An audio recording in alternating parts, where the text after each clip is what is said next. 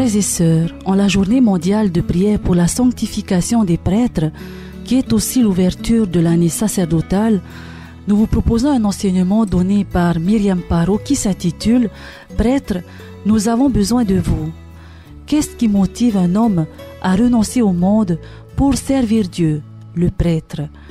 Nous vous proposons dans cette première partie l'identité d'un prêtre, homme de vocation, homme consacré, homme tenu par des promesses. Nous vous invitons également à prier pour la sanctification des prêtres.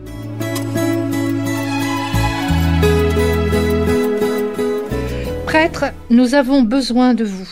Ce sera le thème de méditation de toute cette année sacerdotale. Et il est bon que nous voyions aujourd'hui l'identité du prêtre. À une époque où les prêtres se font rares, où beaucoup les dénigrent, ne croient plus en leur ministère, où l'on s'interroge sur la chasteté, le célibat, où l'on voudrait réduire l'appel de Dieu à un simple choix de métier. Il est bon de se rappeler ce qu'est un prêtre, ce qui fait la beauté de sa vie, et tout ce qu'il nous apporte, tant au niveau de notre vie personnelle qu'au niveau de la société.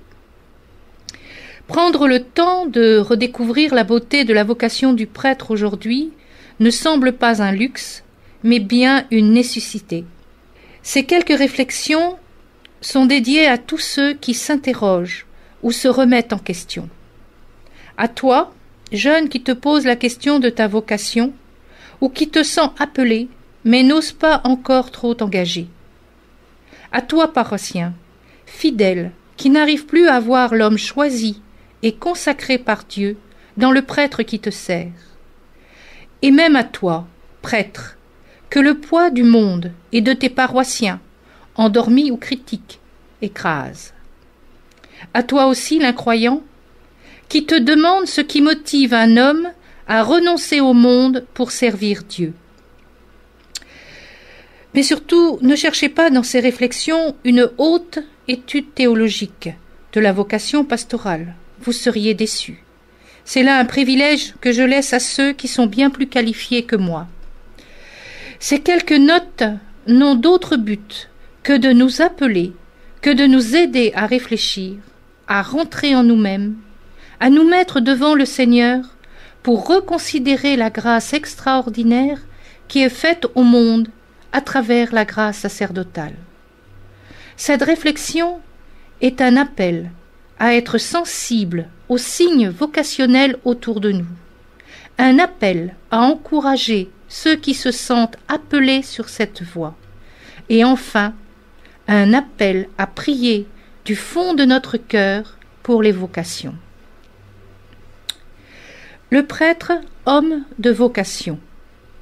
Qu'est-ce qu'un prêtre? C'est avant tout un homme appelé, choisi par Dieu qui le met à part pour la mission qu'il veut lui confier. On ne décide pas seul de devenir prêtre comme on peut décider de faire un métier. On peut décider d'être médecin, pompier, avocat, commerçant, etc. Parce que l'on aime ce métier, qu'on le trouve utile, ou simplement parce qu'il rapporte de l'argent ou des avantages particuliers. On peut le choisir aussi par passion.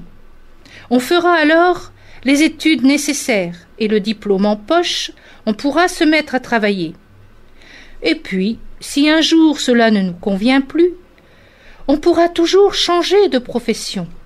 Cela appartiendra à notre décision. Devenir prêtre ne fonctionne pas de la même manière. S'il faut au départ le désir de devenir prêtre, la décision n'appartient pas seulement à la personne concernée. Il faut l'accord des autorités religieuses, accord qui sera donné après un certain temps de discernement. Alors, les études pourront commencer. C'est que devenir prêtre n'est pas un métier, mais une vocation, un appel de Dieu qui va déboucher sur une alliance avec lui. Les apôtres n'ont pas choisi de suivre d'eux-mêmes le Christ. C'est Jésus qui les choisit, qui les appelle. Eux alors, abandonnant tout ce qu'ils faisaient, vont le suivre. On va le lire dans Matthieu au chapitre 4, versets 18 à 22. comme il cheminait sur le bord de la mer de Galilée, il vit 2 frères, Simon, appelé Pierre, et André son frère, qui jetaient l'épervier dans la mer, car c'étaient des pêcheurs. Et il leur dit, « Venez à ma suite, je vous ferai pêcheurs d'hommes. » Eux, aussitôt, laissant les filets, le suivirent. Et avançant plus loin, il vit 2 autres frères, Jacques, fils de Zébédée, et Jean, son frère, dans leur barque, avec Zébédée leur père, en train d'arranger leurs filets. Il les appela, et eux aussi, aussitôt, laissant la barque et leur père, ils le suivirent. L'appel est si fort intérieurement qu'ils ne réfléchissent pas, qu'ils n'hésitent pas. Ils savent que c'est là la route qu'ils doivent prendre maintenant pour leur vie. Ils ne savent pas ce qui les attend. Ils savent que c'est à cela qu'ils doivent répondre. Aujourd'hui, Jésus n'est plus là en son corps physique pour appeler. Mais quand il s'adresse au cœur d'un homme pour lui dire de le suivre, c'est tout aussi fort que pour les apôtres. Cet homme sait alors que c'est sa route, et il va trouver autour de lui des gens pour l'aider à bien discerner cet appel et donc à voir clairement sa vocation. Le prêtre est donc un homme appelé qui a dit oui. Et son oui n'est pas pour un jour, pour un mois, pour une année, mais pour toute sa vie, car il sait que Dieu va devenir son tout. Et pour cela, il abandonne ce qui faisait sa vie en ce monde, pour se donner totalement au service de Dieu. Il sait qu'il ne peut se dire « Oh, je m'engage aujourd'hui, et puis si un jour je suis fatigué, j'irai faire autre chose. » Non, non. La vocation sacerdotale est comme le mariage. On n'épouse pas quelqu'un chrétiennement en attendant de trouver mieux si l'occasion se présente. On se donne sincèrement, totalement à l'autre pour la vie. Accepter la vocation sacerdotale est donc renoncement à la vie du monde et pour tout le temps que durera la vie, car le prêtre est prêtre pour l'éternité. Matthieu, chapitre 10, versets 37 à 39. Qui aime son père ou sa mère plus que moi n'est pas digne de moi. Qui aime son fils ou sa fille plus que moi n'est pas digne de moi. Qui ne prend pas sa croix et ne suit pas derrière moi n'est pas digne de moi. Qui aura trouvé sa vie la perdra, et qui aura perdu sa vie à cause de moi la trouvera. Le prêtre est un homme qui se donne totalement, sans partage, et toute sa vie. Il doit savoir être disponible. Il peut, par exemple, être appelé de nuit auprès d'un mourant. Il n'a pas d'heure, même s'il existe un horaire sur la porte du presbytère. Ce n'est pas quelqu'un qui commence sa journée à 8 heures pour la terminer à 17 heures. C'est pourquoi, se devant d'être à tous, il est appelé à renoncer à la vie de famille. Il doit être totalement disponible au service de Dieu et des hommes. On peut lire dans l'Évangile le passage suivant. Et un scribe, s'approchant, lui dit « Maître, je te suivrai où que tu ailles. » Jésus lui dit « Les renards ont des tanières, les oiseaux du ciel ont des nids. Le Fils de l'homme, lui, n'a pas où reposer sa tête. » Un autre des disciples lui dit « Seigneur, permets-moi de m'en aller d'abord enterrer mon Père. » Mais Jésus lui dit « Suis-moi et laisse les morts enterrer leurs morts. » L'appel de Dieu est exigeant. Cependant, si cet appel est exigeant, il est aussi soutenu par la grâce, car Dieu ne demande rien à qui que ce soit sans lui en donner les moyens. Et le premier des moyens va être le sacrement de l'ordination, sacrement qui est alliance de l'homme à Dieu et de Dieu à l'homme.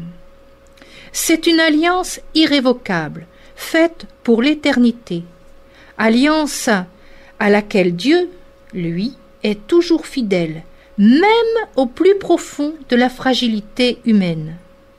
Il peut arriver, Et il arrive que certains prêtres, pour différentes raisons, quittent le sacerdoce et retournent à la vie laïque. Mais ils restent prêtres devant Dieu pour l'éternité. Ils ne sont pas à juger, ils ne sont pas à condamner, mais ils sont à aimer dans la fragilité humaine et ils sont à soutenir dans la prière. Aujourd'hui, bien des gens ont tendance à oublier cet appel de Dieu sur les prêtres et ne voient en eux que des fonctionnaires de paroisse ou de registre, notamment en ce qui concerne les baptêmes, les mariages, les enterrements. On voit l'homme, on voit son travail humain, on voit sa conduite sociale, et s'arrêtant là, on oublie son appel divin.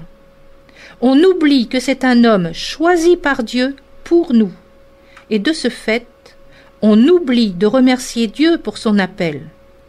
Et on oublie de remercier ce prêtre d'avoir répondu oui à cet appel pour notre service.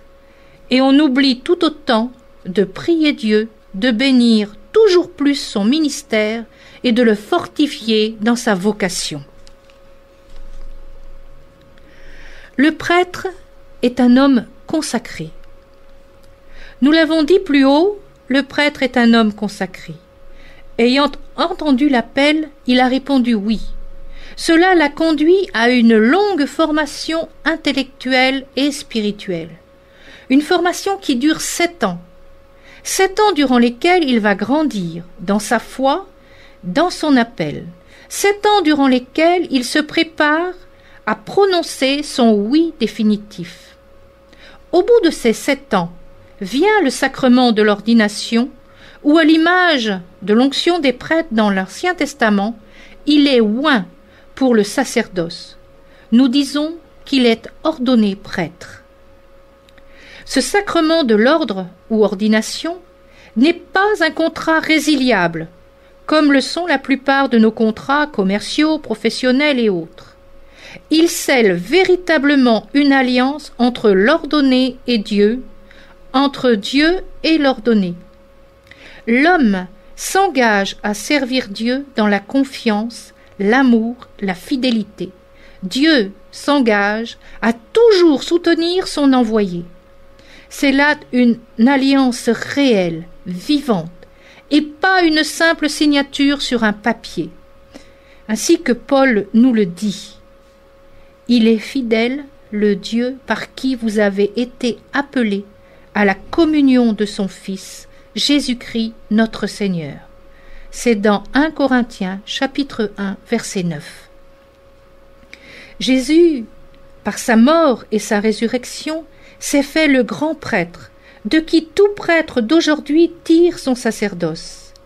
Habité par le Christ, demeurant en lui, comme l'écrit saint Paul, il devient capable de vivre sa vocation jusqu'au bout. Ce n'est plus moi qui vis, c'est le Christ qui vit en moi. C'est en Galates, chapitre 2, verset 20. Celui que Dieu appelle, il le consacre. Et celui qu'il consacre, il le comble de ses dons, de sa grâce, afin qu'il puisse produire un bon fruit, et donc attirer les hommes à Dieu et leur ouvrir le chemin de la vie éternelle. Homme consacré, il ne s'appartient plus. Il appartient corps et âme à Dieu et à son peuple. Et à l'image du Christ, il devient victime d'amour pour les âmes.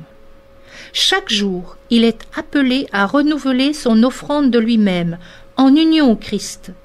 Et cela, il le fait à chaque fois qu'il célèbre l'Eucharistie, comme nous le verrons plus loin. On est loin du prêtre qui ne remplirait que des fonctions d'église, de paroisse. Il est tellement plus que cela.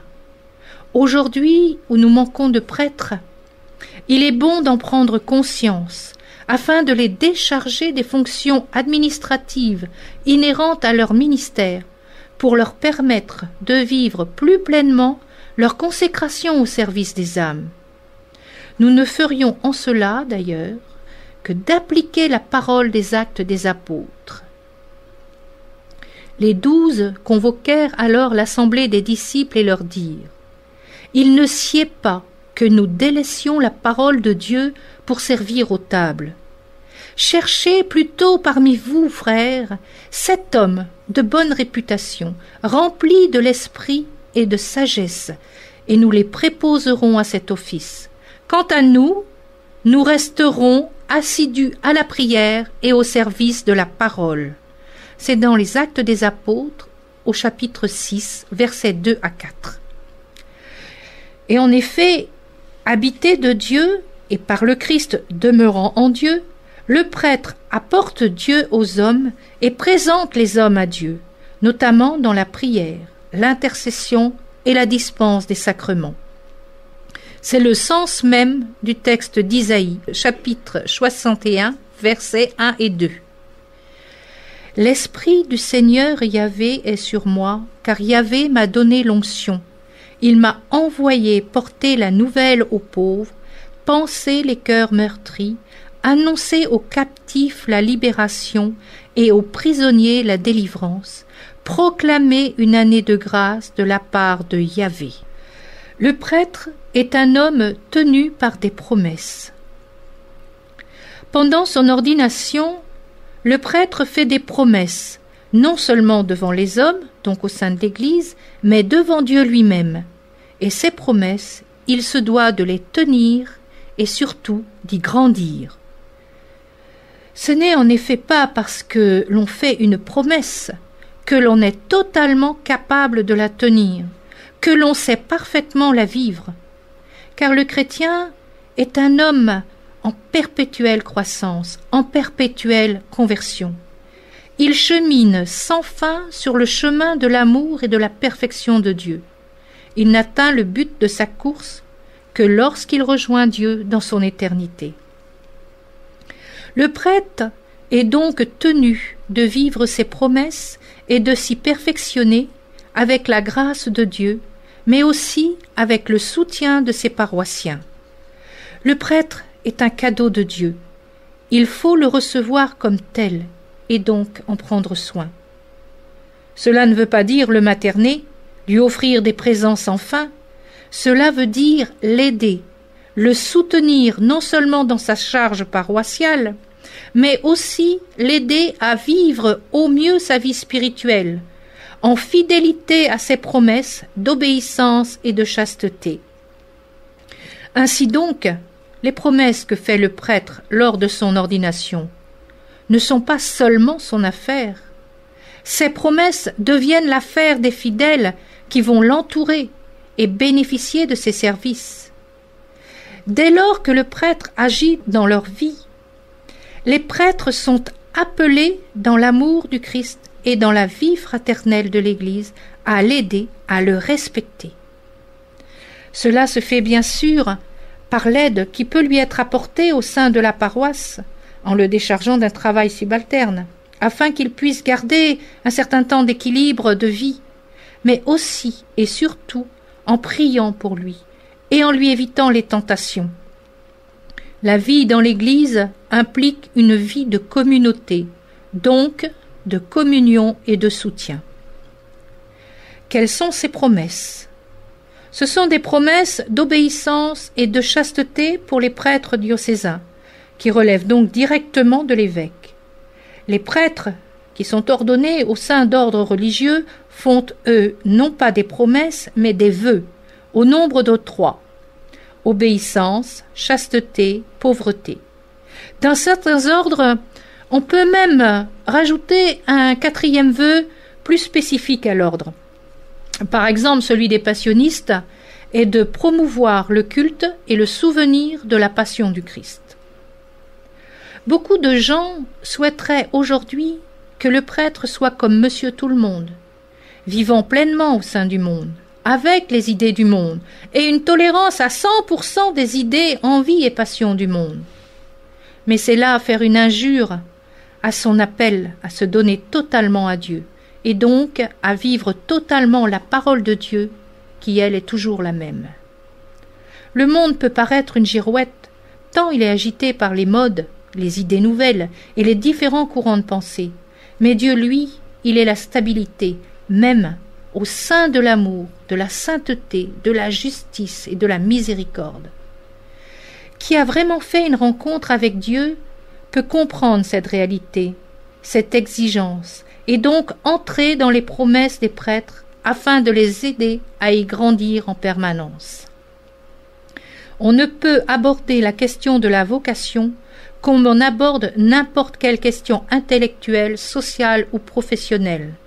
Dieu est le centre de toute vocation, donc de toute consécration, et cette vocation ne peut se vivre pleinement qu'en Dieu, qu'en référence à Dieu. La promesse d'obéissance.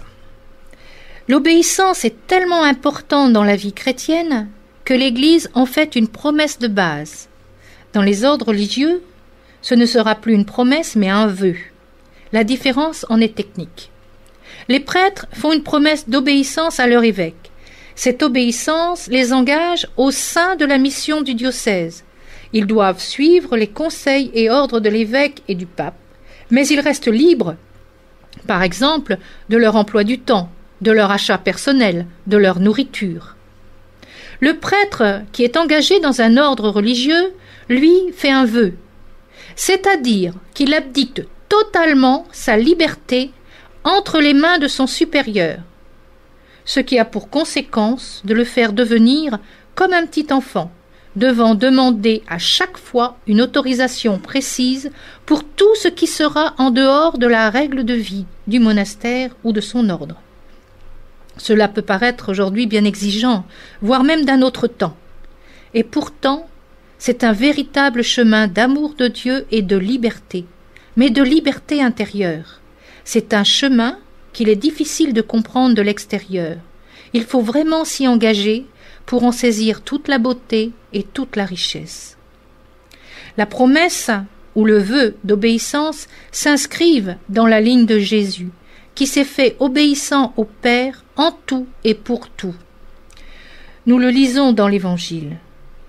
De même, ce n'est pas le Christ qui s'est attribué à soi-même la gloire de devenir grand prêtre, mais il l'a reçue de celui qui lui a dit « Tu es mon fils, moi aujourd'hui je t'ai engendré ». Comme il dit encore ailleurs « Tu es prêtre pour l'éternité, selon l'ordre de Melchisédek ». C'est lui qui, au jour de sa chair, ayant présenté, avec une violente clameur et des larmes, des implorations et des supplications à celui qui pouvait le sauver de la mort, et ayant été exaucé en raison de sa piété, tout fils qu'il était a pris de ce qu'il souffrit l'obéissance. Après avoir été rendu parfait, il est devenu pour tous ceux qui lui obéissent principe de salut éternel. C'est dans Hébreux, au chapitre 5, versets 5 à 9. Nous le voyons ici clairement, l'obéissance va avec l'humilité et le sens du service des âmes. Le prêtre est celui qui, à travers l'obéissance, la soumission à l'autorité religieuse en place, se livre totalement pour le service des âmes. Mais le prêtre, par son exemple d'obéissance, nous appelle aussi à faire de même. Paroissiens, nous sommes appelés à vivre l'obéissance envers lui dans le service de la paroisse, appelés aussi à vivre l'obéissance aux directives de notre évêque et appelés à vivre l'obéissance à l'Église à travers les paroles du Saint-Père et les commandements de l'Église. C'est tous ensemble ainsi que nous formons le corps du Christ qui est l'Église, car aucun chrétien catholique ne peut marcher tout seul. On va ensemble dans la même direction et dans le même service. L'obéissance n'est pas un carcan, un empêchement de faire ce que l'on veut, comme on veut, quand on le veut. L'obéissance est une cohésion de service et d'amour. L'Église, en effet, n'est pas un régime totalitariste. Elle dirige pour guider, non pour dominer et écraser. Par ailleurs, l'obéissance bien vécue dans l'amour du Christ ouvre au respect et à l'amour des autres. L'obéissance dans l'Église se fait toujours dans le dialogue. Il est vrai que parfois nous pouvons trouver douloureux de vivre cette obéissance, mais elle a pour but de nous ouvrir à la vie de Dieu, à la grâce de Dieu. Le prêtre nous enseigne cela et nous montre cela par sa propre vie, nous conduisant ainsi à imiter réellement au quotidien l'amour obéissant du Christ envers son Père. La promesse de chasteté. Grand sujet s'il s'en faut aujourd'hui dans les médias et la pensée du monde. Beaucoup souhaiteraient le mariage des prêtres. Cela, d'après eux, résoudrait la crise des vocations et les problèmes liés à la sexualité que rencontre l'Église. Mais c'est un faux problème, car les difficultés liées à la sexualité se retrouvent dans tous les milieux et dans toutes les couches de la société. Quant à la crise des vocations, elle dépend avant tout de l'ouverture de notre cœur à écouter l'appel de Dieu en nous-mêmes ou en nos enfants. Le renoncement à se marier ne doit pas être pris comme une diminution de l'humanité du prêtre, comme une contrainte inhumaine. Le prêtre ne se prive pas de quelque chose. Le feu de chasteté n'est pas une négation, c'est une offrande à Dieu.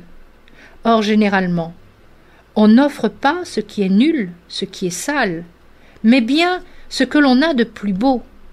S'offrir dans le célibat, c'est s'offrir tout entier à Dieu par amour et non par contrainte ou obligation.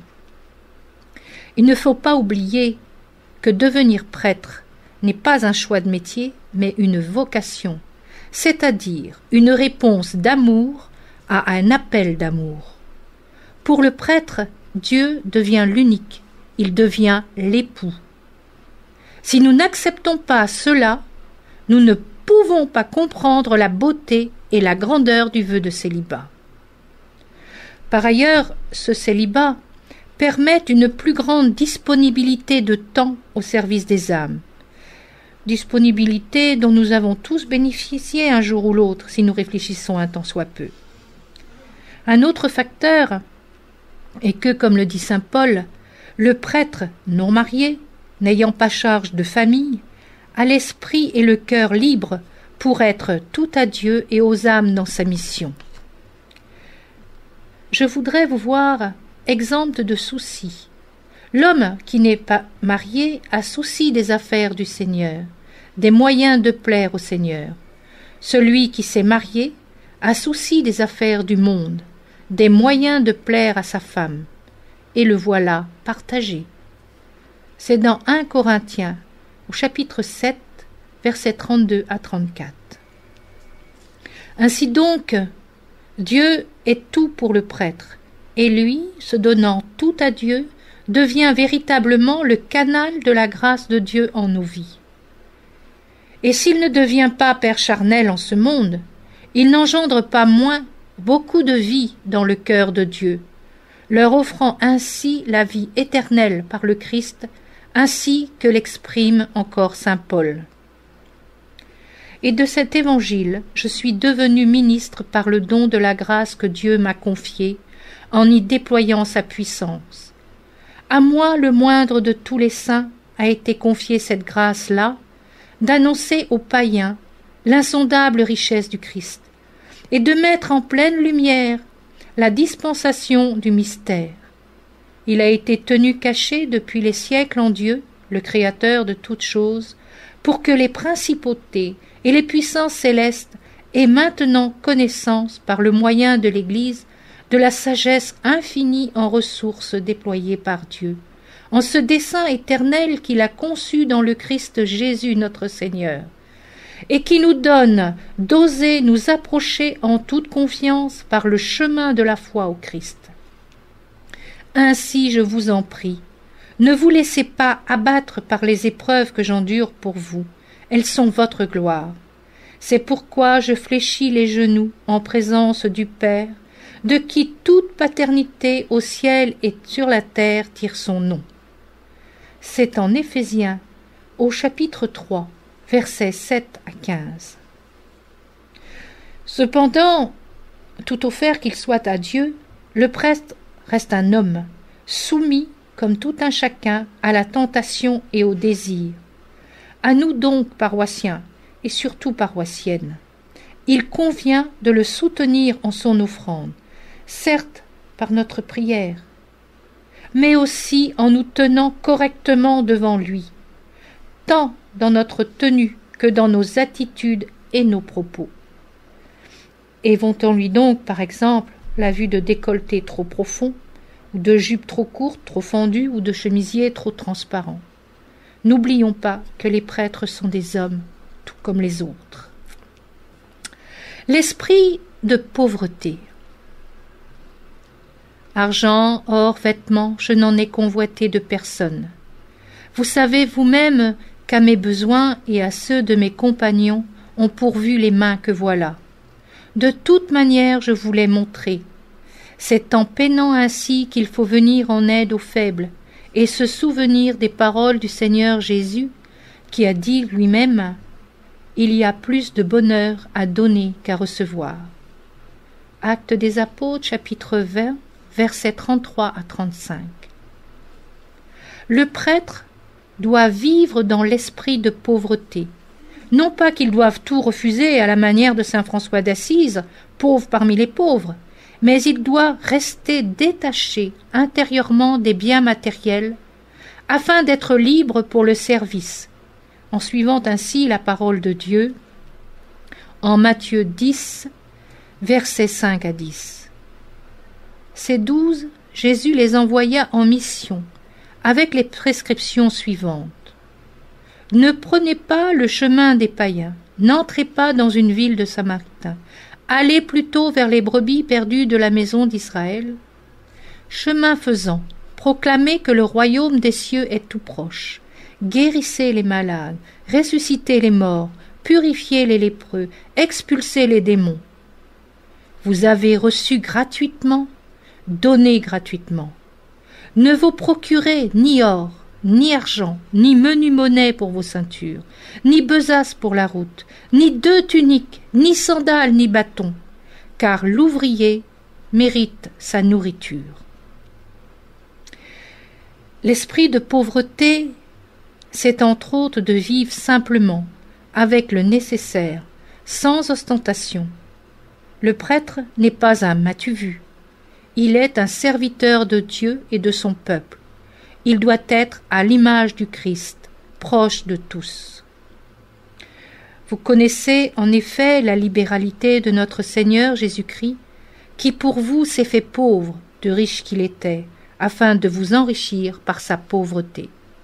2 Corinthiens, chapitre 8, verset 9. Il faut donc veiller à ne pas l'encombrer de richesses tout à fait inutiles dont il risque de ne savoir que faire.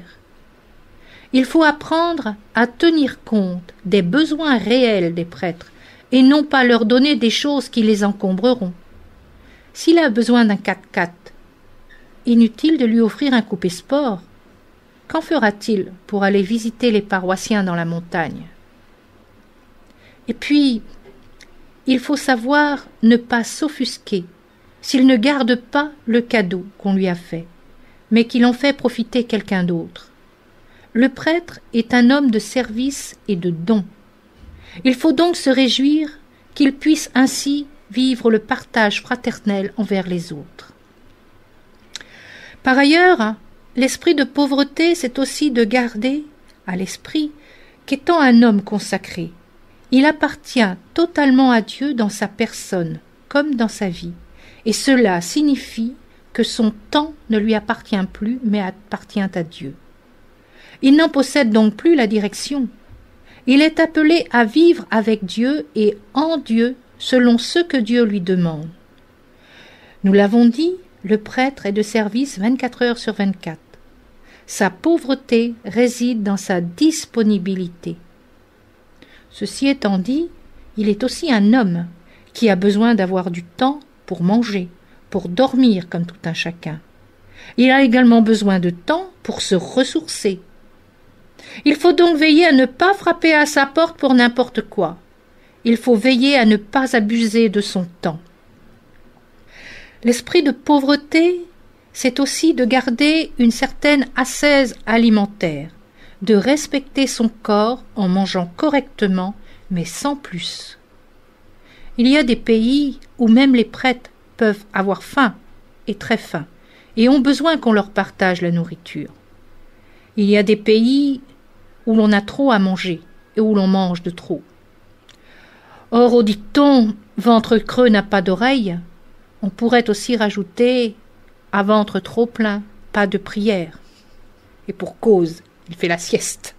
Il ne faut jamais oublier que la vocation première du prêtre est la prière. Il faut donc veiller à ce qu'il ait toujours de quoi manger sur sa table, mais ne pas faire de cette table un restaurant quotidien en l'invitant sans cesse. L'esprit de pauvreté, c'est le renoncement à soi-même pour un meilleur service des autres dans l'amour fraternel et dans l'amour de Dieu. Cet esprit de pauvreté, de simplicité, est d'autant plus important aujourd'hui où règne le pouvoir de l'argent. Dans notre société, nous n'existons que par l'argent. Nous sommes respectables si nous avons de l'argent. Et certains sont prêts à tout pour jouir de cette reconnaissance, quitte à écraser les autres. Mais devant Dieu, il n'en est pas ainsi. La valeur de l'homme reste son cœur et non son argent. Le prêtre est signe de cela. Par ailleurs, sa joie de vivre ainsi dans la simplicité interpelle et montre que l'on peut vivre heureux en dehors de cet esprit du monde qui réduit le bonheur aux possessions matérielles. Le monde d'aujourd'hui a besoin de témoins qui vivent de l'essentiel, qui proclament que le bonheur existe ailleurs que dans la possession matérielle. Le prêtre est ce témoin, un témoin heureux, d'autant plus heureux s'il voit autour de lui des gens qui vivent aussi tout simplement, afin d'être plus ouverts à l'amour d'autrui, donc au partage et au service. L'esprit de pauvreté est un vrai don de Dieu, car la pauvreté n'est pas la misère. En fait, la pauvreté renferme en elle au moins deux richesses que l'on découvre pleinement en la pratiquant. La première est la liberté d'apparence, la seconde est l'ouverture aux autres. La pauvreté appelle la simplicité, et cette simplicité ne rend pas imposant. Elle n'intimide pas les autres, au contraire, elle se fait accueil, écoute, partage tout simplement et tout naturellement. Le prêtre est un homme unique, en ce sens qu'il a son caractère et sa personnalité. Le prêtre, tout consacré qu'il soit, garde sa personnalité, son caractère, ses dons divers. Il garde pleinement son humanité propre, avec ses qualités, ses défauts, et c'est comme tel qu'il doit être accueilli et accepté au sein de son ministère. Certains prêtres ont des combats très durs à mener contre eux-mêmes, et certains, il est vrai, n'y résistent pas. Mais ils ne sont pas à critiquer, à juger, mais bien à porter dans la prière. L'ordination ne fait pas du prêtre un surhomme. Il a son propre combat spirituel à mener, tant il reste comme tout un chacun un homme libre, capable de dire oui ou de dire non. L'amour de Dieu pour l'homme est tel que jamais, jamais il ne lui enlèvera cette liberté. Quelquefois, en dehors même des cas graves, nous entendons dire « Mais il est prêtre, il ne devrait pas agir ainsi ». Sous-entendu, il devrait être saint et donc sans défaut. La grâce de l'onction divine ne fonctionne pas ainsi. Elle est agissante quand on s'y réfère. C'est pourquoi il est important que les prêtres puissent toujours se garder un temps de prière, aussi bien communautaire que personnel dans leur journée. Si les gens veulent avoir de saints prêtres, alors non seulement ils doivent prier pour eux, mais ils doivent aussi veiller à leur laisser le temps de prier et tout faire pour qu'ils aient réellement ce temps. Il n'y a pas de prêtre standard, il n'y a pas de bons prêtres ou de mauvais prêtres. Il y a seulement des prêtres qui vivent leur vocation au sein du peuple de Dieu et ils la vivent avec leur humanité, ils la vivent avec les charismes que Dieu leur a donnés. Chaque prêtre a son caractère, sa personnalité, ses qualités, ses défauts. Certains nous conviennent, d'autres pas. Nous en aimons certains, nous n'en aimons pas d'autres.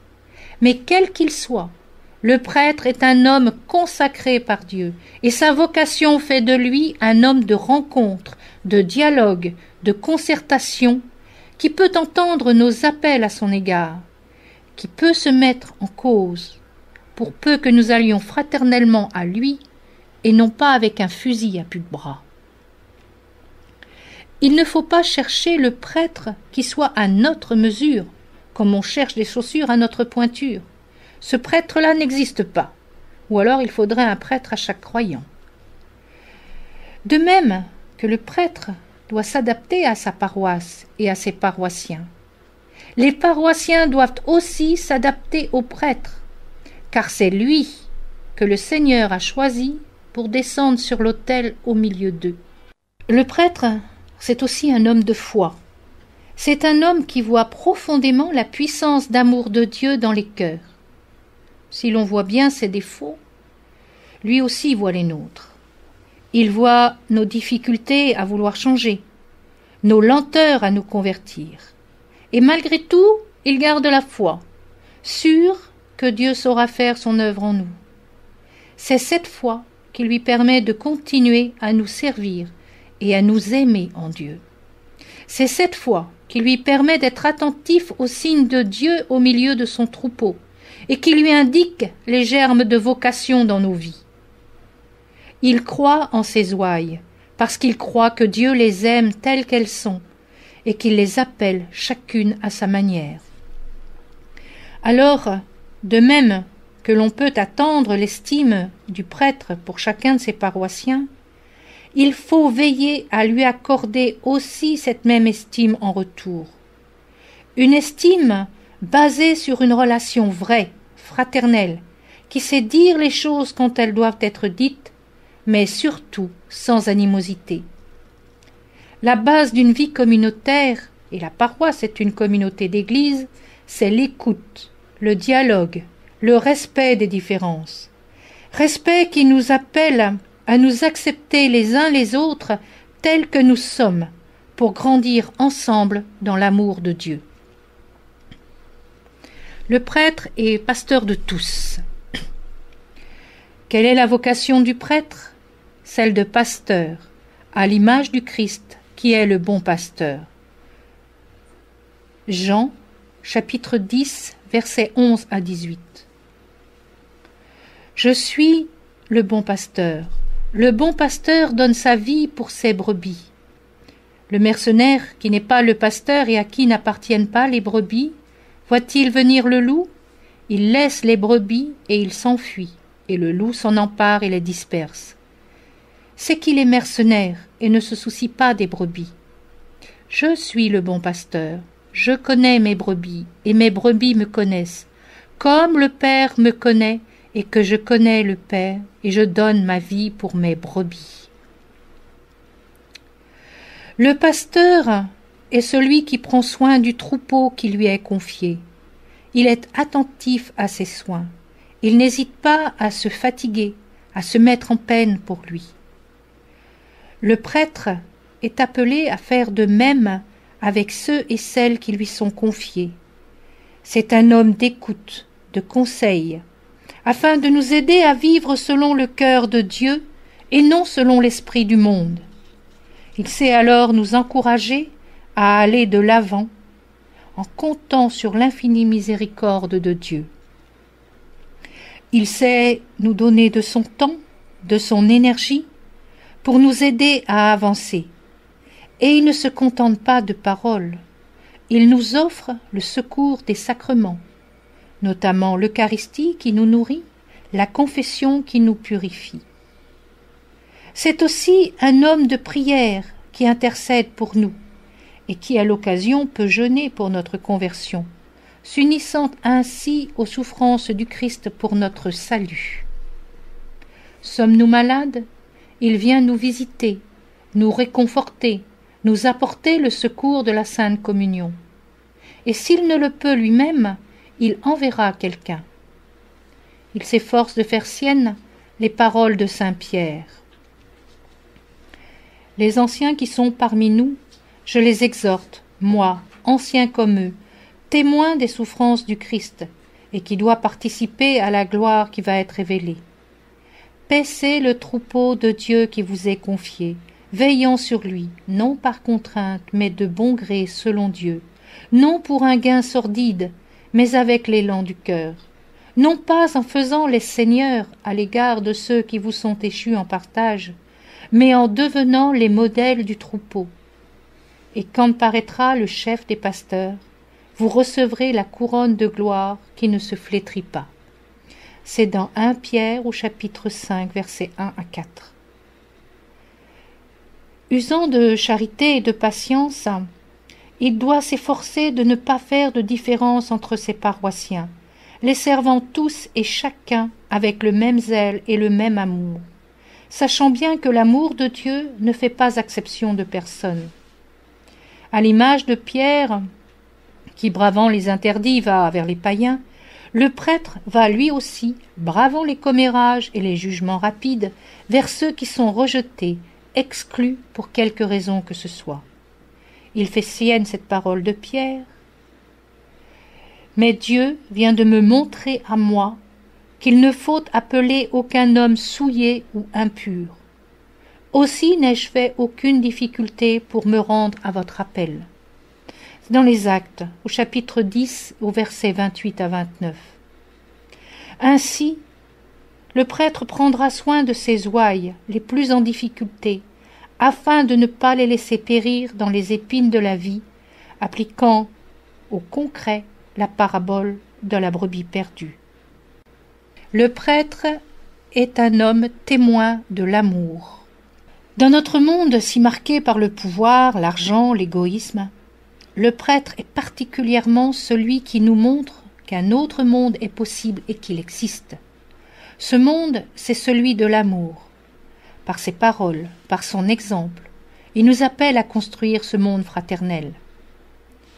Homme, habité par la parole de Dieu, il la garde, il la vit et la transmet, afin que l'on puisse aussi, comme le dit l'Évangile, demeurer en Dieu. Si quelqu'un m'aime, il gardera ma parole, et mon Père l'aimera, et nous viendrons en lui, et nous nous ferons une demeure chez lui. Jean, chapitre 14, verset 23. Et comme l'amour ne va pas de pair avec l'orgueil, c'est un homme de service qui nous appelle à servir, à nous mettre aux pieds des autres, comme le Christ lui-même s'est mis aux pieds des apôtres.